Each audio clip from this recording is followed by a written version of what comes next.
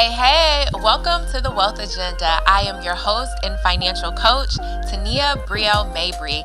And today we are talking about the strategies that you can use to kick harmful money mindsets to the curb. And we have someone we are having a phenomenal conversation with, wealth scientist Asia Kuykendall. Thank you so much for having this conversation with us. Thank you. It has been so good so far. So, all right, let's continue our conversation. Now, in the first part of our talk, you were using some big SAT words, right? So I need you to explain to me, what is the relationship between neuroscience and behavioral psychology when it comes to rewiring your money mindsets? So, starting with neuroscience, similar to a computer program, we're looking at our brain as the operating system. And so, on your computer, if you press Control Alt Delete, you know that's going to close out the window. And so, to understand why that command results in that action, you would go underneath the hood and look at that programming to understand that. And so, comparing it to our brains, if you have certain behaviors, let's say you decided you have financial goals, you want to start saving, investing, but your actions aren't aligning with the command you gave yourself, then you have to wonder, there's probably a bug in your system, in your operating system. And so looking at our brain in that way will help us to, kind of take some of the mystery out of it, just to say, hey, this is just my programming, whether it's due to ancient evolutionary development of our brain or due to how I was raised. Just take the emotion out of it and just really look at it for what it is, to understand why am I behaving and making certain decisions. Wow. Listen, there were so many things you said in that. The first thing is, I have a Mac, so I'm not pressing Control Alt Delete, but I understand the concept.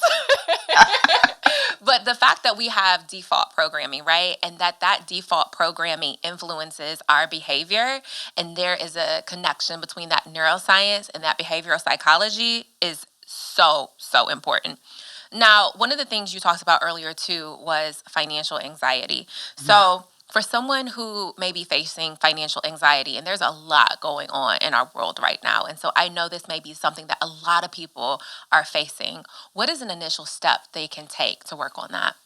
Okay, so before I get to the steps, I want to go a little deeper on that behavioral psychology piece. And that's because when we understand us as humans, we are social and tribal creatures.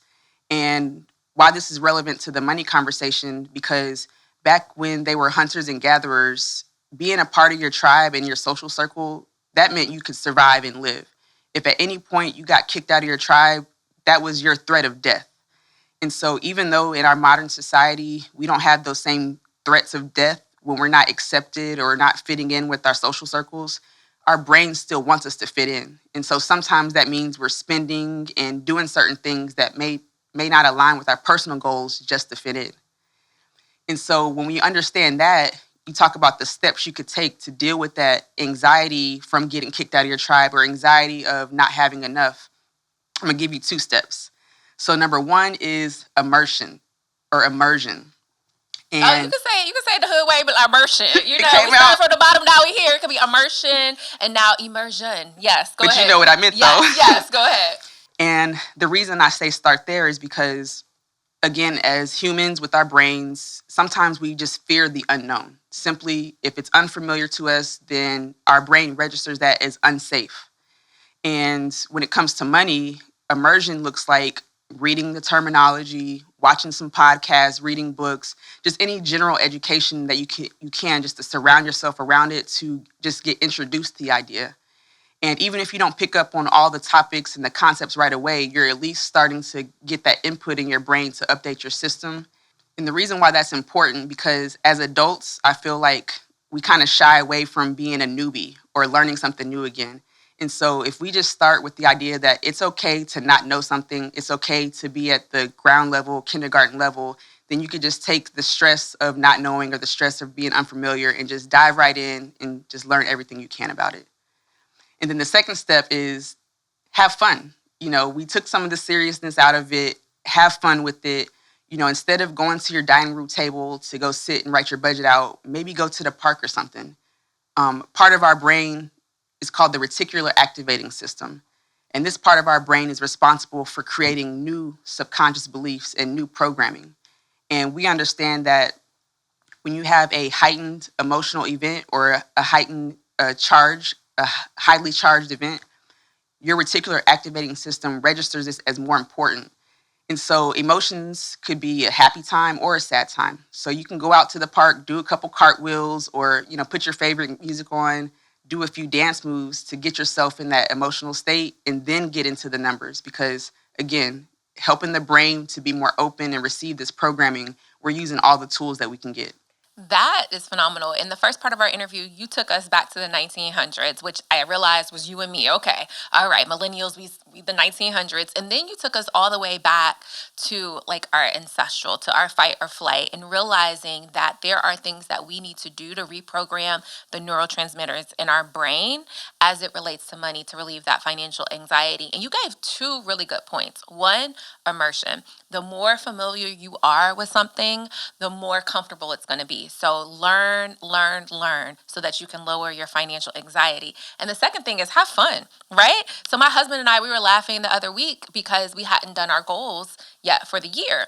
And so I was like, oh my gosh, we're so far behind. He was like, yes, because we're not on the beach. And so 2 years ago, we did our financial goals for the year on the beach. So have fun and layer it with things that your psychology already associates as a positive experience. I'm catching on. I'm Yes. catching on. Yes. We teach about neuroscience and the relationship with money in our group coaching program. So this is right. This is right up our alley. So I am a huge believer in affirmations. I talk about it in my book, and I talk about it in our financial coaching programs. And so can you just explain to me how daily affirmations and visualization helps people to achieve their financial goals? Yes, ma'am. So the key word you said there was daily. And that's because the program we're dealing with, depending on how old you are, you already have that many years of programming.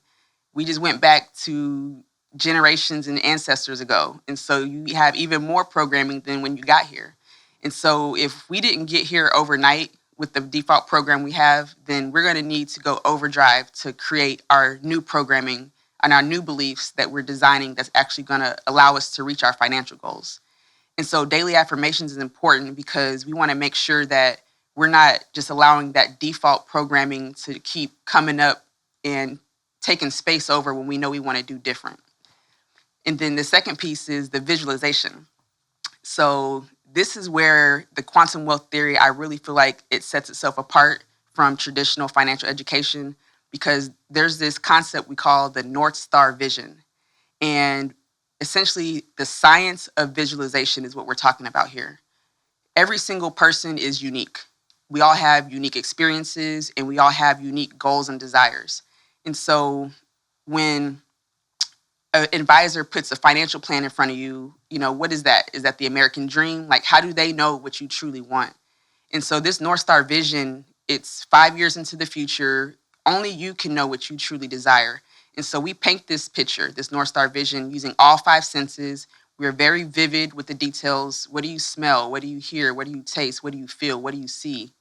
And painting this picture clearly enough is important because our brain doesn't know the difference between a past situation that you're remembering and a future desire scenario that you're visualizing.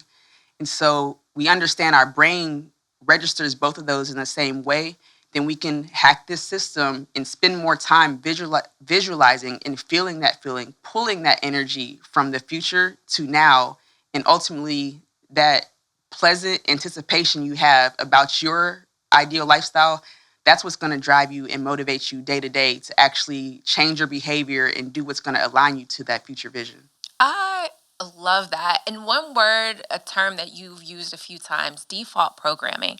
How does one figure out what their default programming is? Now, that's the real kicker, okay? Because nobody can tell you what your default programming is.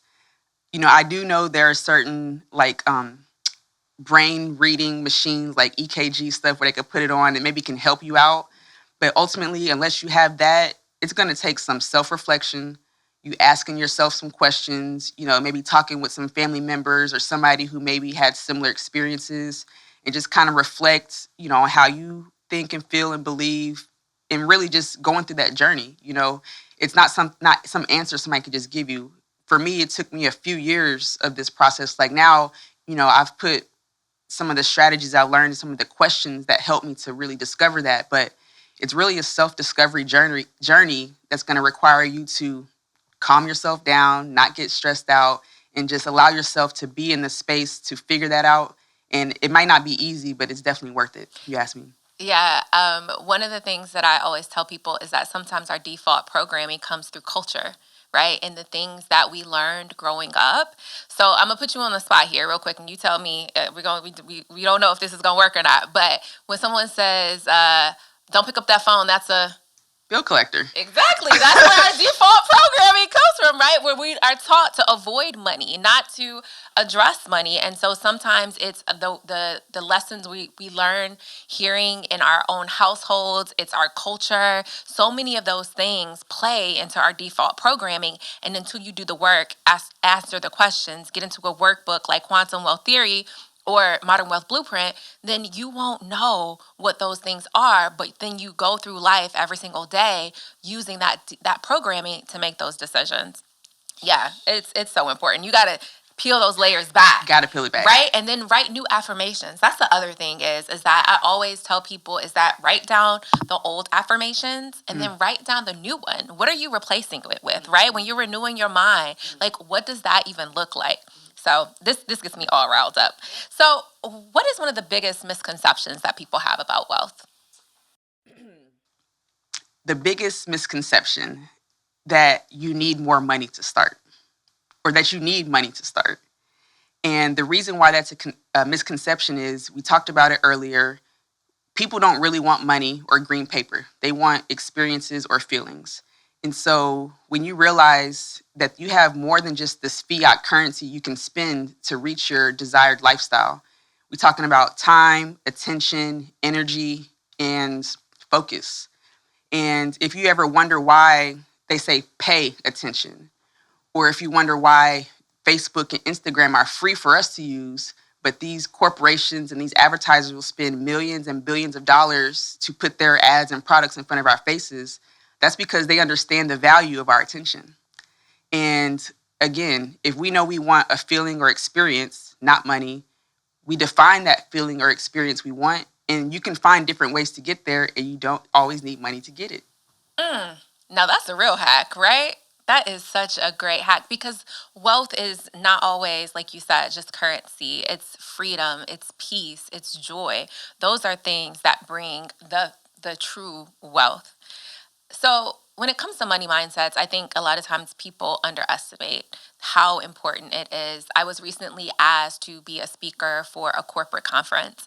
And one of the things that they asked me, they said, can you talk about mindset first? Because if people don't get that mindset right, then I don't think they're going to hear anything else that you had to say. I was recently speaking with another industry professional. The person is a CPA, and they were like, I know all of these things cognitively, but because of the things that I experienced growing up, I still struggle with that, right? I still struggle with making the right decisions with my finances.